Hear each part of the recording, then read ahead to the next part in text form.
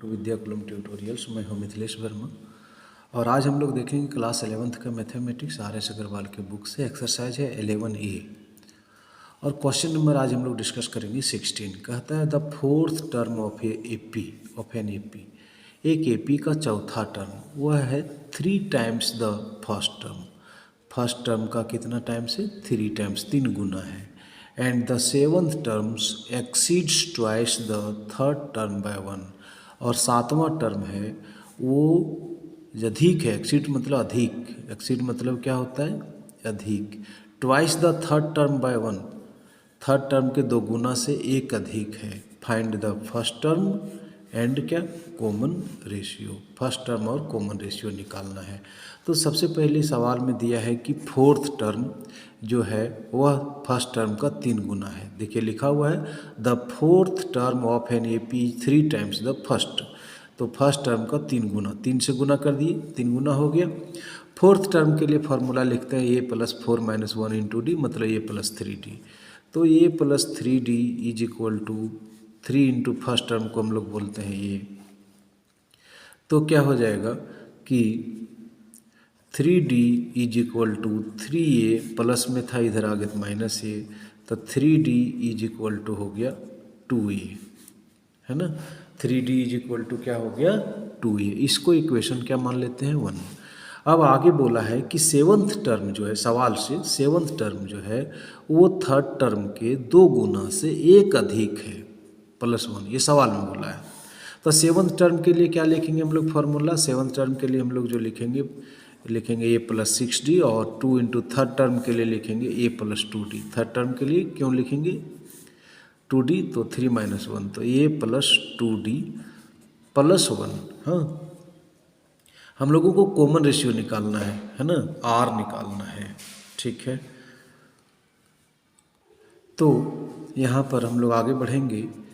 a + 6d = 2a + 4d, है ना। 2a + 4d plus क्या? 1।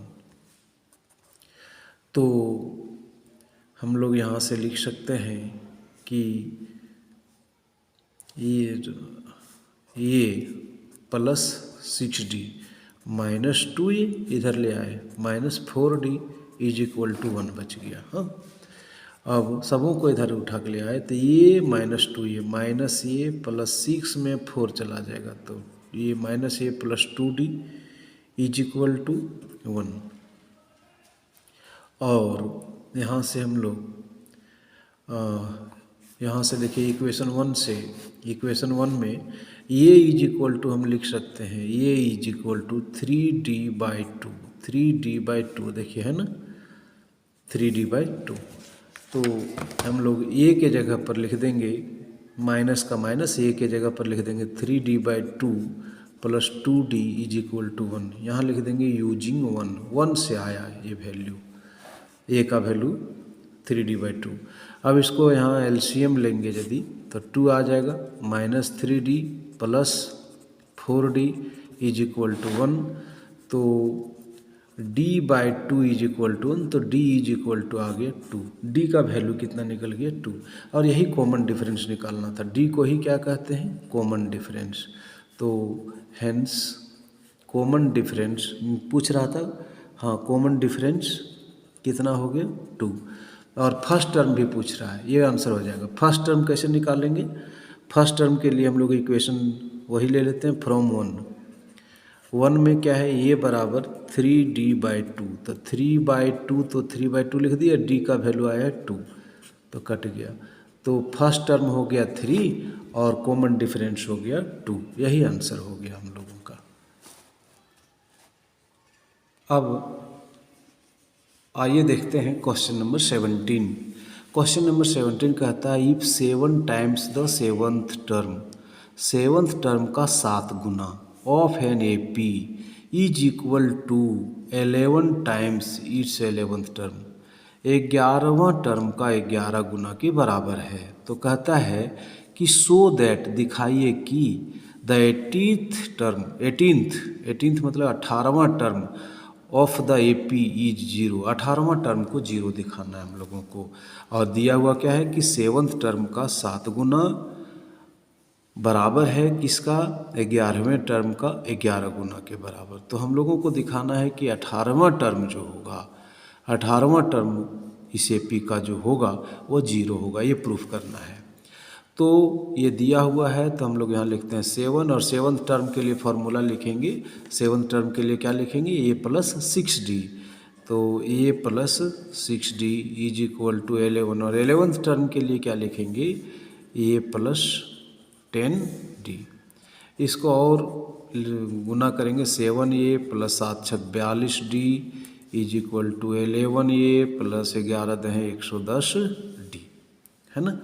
अब इसको हम लोग आगे सॉल्व करते हैं तो क्या मिलेगा कि 7A - 11A, इसको इधर ले आए, बराबर 110D - 42D। तो 7 में 11 चल गया तो -4A बराबर 110 में 42, 110 में 42 घटा देंगे तो 10 में 2 8, 9 में 4 5, हाँ 9 में, यहाँ 10 में 2 8, यहाँ बच गया 10, 10 में 4 6, 68 होगा। तो -4A is equal to 68D। तो इसीलिए A इज इक्वल टू हो जाएगा 68D बटे -4 बराबर 17 × 68 होता है। ये बराबर -17D, ये बराबर -17D। इसको इक्वेशन क्या मान लिए, 1। अब हम लोगों को शो करना है कि 18वां टर्म जो होगा वह 0 होगा। देखिए क्वेश्चन में लिखा हुआ है कि show that the 18th term of the AP is 0। तो 18वां टर्म को 0 करना है। तो हम लोग को LHS ले लेते हैं। LHS में क्या है, 18th टर्म है। 18वां टर्म के लिए हम लोग फार्मूला क्या लिखेंगे, A + 18 - 1 × D, मतलब A + 17D। अब A का वैल्यू हम लोग जानते हैं -17D। ये देखिए कहाँ से A का वैल्यू हम लोग निकाल के रखे, -17D प्लस यहाँ 17D। तो यहाँ लिख देंगे यूजिंग कहाँ से, 1 से लिए हैं A का value -17D। -17D + 17D cut गया, और इस तरह से हम दिखा दिए कि 18वां टर्म आया वह क्या होगा, 0। तो हम लिखेंगे hence 18th term is equal to क्या हो गया, 0। और यही हम लोगों को क्या करना था, प्रूव्ड करना था। आइए क्वेश्चन नंबर देखें 18। कहता है फाइंड द 28th टर्म, मतलब 28वां टर्म ज्ञात करिए from the end of the AP। And से मतलब इधर से, एंड से निकालना है। तो एंड ऑफ द AP दिया हुआ है। तो इसके लिए हम लोग एक फार्मूला पढ़े थे, nth term from the and, है ना, वही लगाएंगे। AP जो दिया है वो लिख लीजिए 6 9 12 15 18 21 102। यहाँ पर पहला टर्म ये बराबर क्या है, 6, ये बराबर 6 फर्स्ट टर्म, और D बराबर होता है second term minus first term, मतलब 9 - 6 बराबर क्या हो गया, 3। 9 - 6 बराबर 3, डिफरेंस निकल गया। हम लोग जानते हैं कि we know that nth term from the end is equal to L - n - 1 into D, जहाँ L क्या है, लास्ट टर्म। तो लास्ट टर्म इस सवाल में जो दिया हुआ है वो 102 है। क्या है, 102 माइनस nth टर्म मतलब हम लोग को यहाँ लिखाना है 28वां term, 28th term from the end. तो n के जगह पर बोलिए कितना आ गया, 28। nth term from the end, तो यहाँ हमको पूछ रहा है 28 टर्म, तो n का वैल्यू 28 हो गया। तो 28 - 1 इंटू D का वैल्यू देखिए निकाल के रखे हैं कितना, 3। बस इसको सॉल्व करेंगे, आंसर आया। तो ये हो गया 102 - 27 × 3, और 27 दिया होता है 81।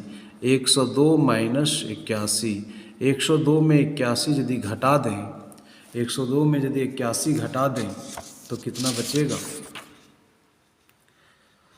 102 में 81 घटाना है, तो 12 में 1 2 में 1 1, 10 में 8 2 21, 21 आंसर होगा। तो ये हो जाएगा 21, यही आंसर होगा। 28वां टर्म फ्रॉम द एंड क्या होगा, 21 लिख देते हैं। सो 28th term from the end is equal to 21, यही आंसर। हाँ, आप समझ गए होंगे। nth term from the and. एक क्वेश्चन और इसी तरह का है, देख लेते हैं। आइए अब 19वां क्वेश्चन देखते हैं। 19वां क्वेश्चन क्या है कि find the 16th term from the and. देखिए सवाल वही आ गया, from the end of the AP। 2 -3 -8 -13 -113। तो गिवन AP, जो AP दिया हुआ है वो ये है 2 -3 -8 -13 ... -113। यहाँ पर ए का वैल्यू क्या है तो 2 और डी का वैल्यू है second term minus first term, मतलब -3 -2 -5। लास्ट टर्म भी दिया हुआ है -113। तो लास्ट टर्म दिया हुआ है, तो हम लोग जानते हैं formula nth term from the end of the AP equal to L - n - 1 into D.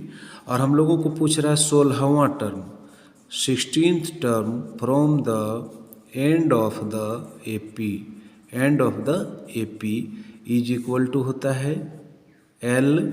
देखिए n का वैल्यू यहाँ से निकालेंगे, n का वैल्यू 16, L का वैल्यू यहाँ से देखिए दिया हुआ है -113, माइनस n का वैल्यू हो गया 16 -1, और d का वैल्यू देखिए आप -5 निकाल के रखे हैं। अब इसको सॉल्व करेंगे, आंसर आएगा। ये देखिए -113 और ये हो गया 16 में 1 15 गुने -5, तो हो गया -113 प्लस 15 × 5 = 75। तो कितना हो जाएगा -115 प्लस 75, ये हो जाएगा -38। तो इसका जो है 16th term from the end of the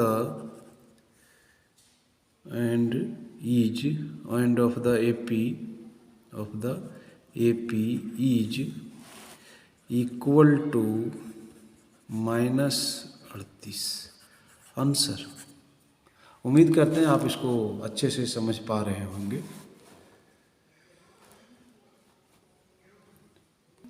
आइए अब देखते हैं हम लोग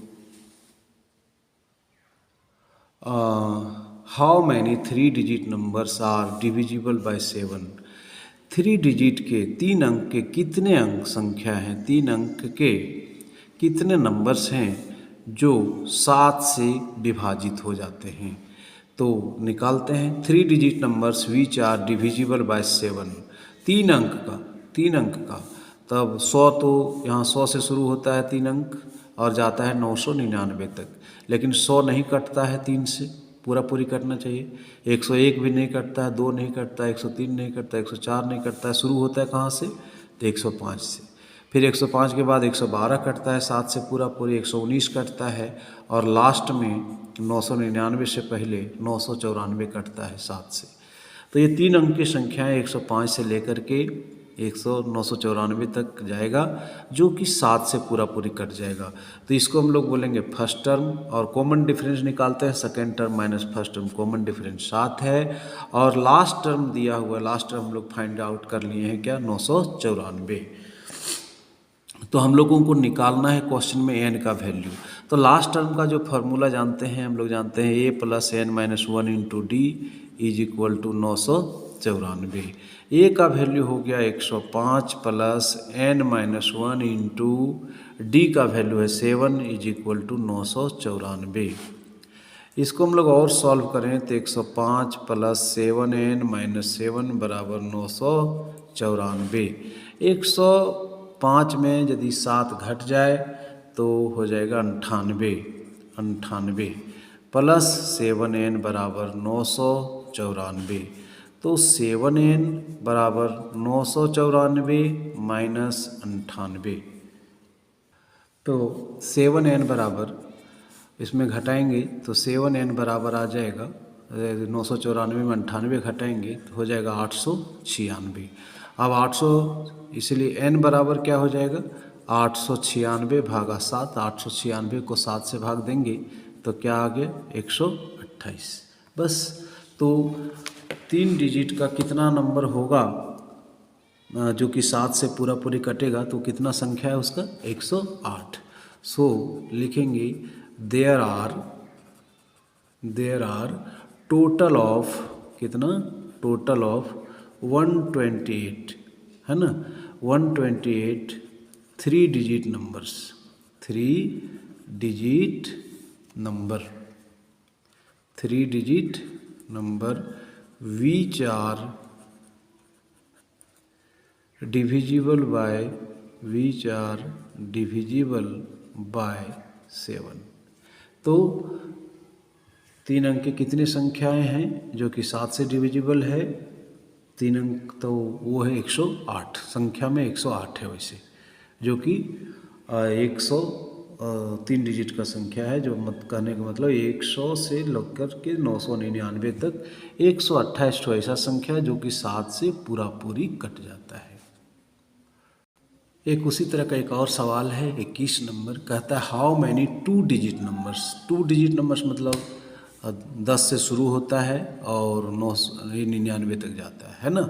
2 digit numbers are divisible by 3, 3 से कट रहे हो, तो 2 digit numbers which are divisible by 3, 3 से कटने वाला 2 संख्या का, तो 10 तो नहीं कटेगा, 10 तो नहीं कटेगा 3 से, 11 भी नहीं कटेगा, शुरू कहाँ से होगा 12 से, 12 फिर कहाँ 15, 18, 21, 24 और कहाँ लास्ट कौन संख्या होगा, तो 99, क्योंकि ये 3 से कट जाता है। तो यहाँ फर्स्ट टर्म क्या हो गया 12, और कॉमन डिफरेंस क्या होता है, second term minus first term is equal to 3, और लास्ट टर्म क्या है 99, लास्ट टर्म क्या है 99।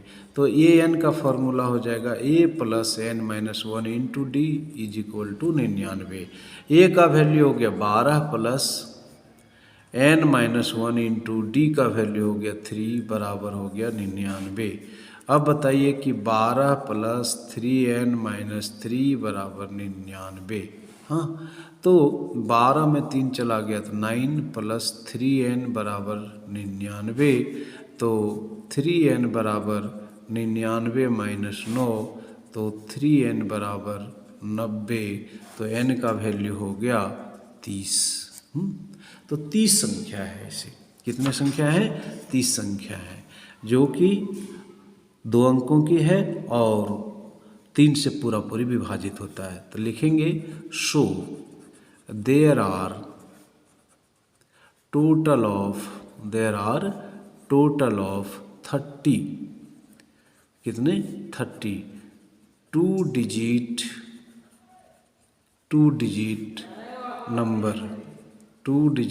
Number which